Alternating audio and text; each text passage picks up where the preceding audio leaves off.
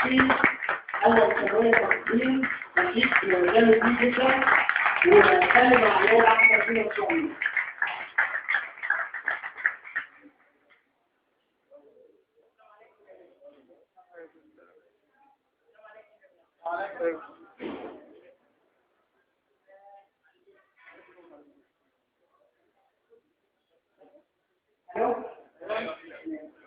أنا برحب بالسادة الحضور جميعا وأنا مش فاهم حاجة دلوقتي أقولها بس يا ريت بقى حاجات حركات وأحلام كتير كده هتيجي الفترة الجاية ونتفق على كلمة واحدة عشان الدولة مش محتاجة ترجع للتشريع يقول عشان الشعب بدأ يختلف عليه الأمر ما بقاش عارف مين الصح ومين الغلط وإحنا دايما بنبقى صح بنبقى معروف إن هو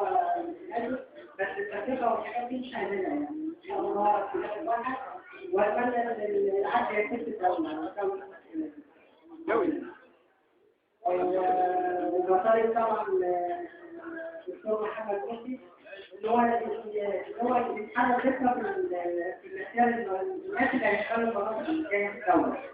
وإن أي حد مسؤول دلوقتي مسؤول كبير من النظام القديم يتغير حتى لو كان كفاءة يجيب بقى بالجديد ويجيب ناس جديدة ويجيب أفكار جديدة ويجيب ناس لسه يعني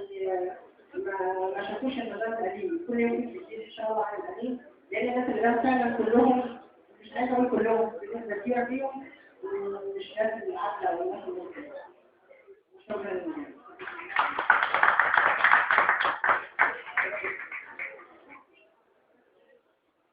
شكرا يا احمد.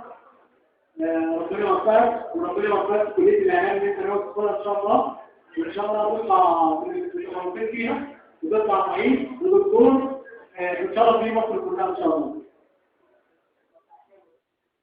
انا عايز بس اقول لاحمد ان السته دي كلها ان شاء الله معاك وان شاء الله لازم يسافر لفرنسا غصب عن اي حد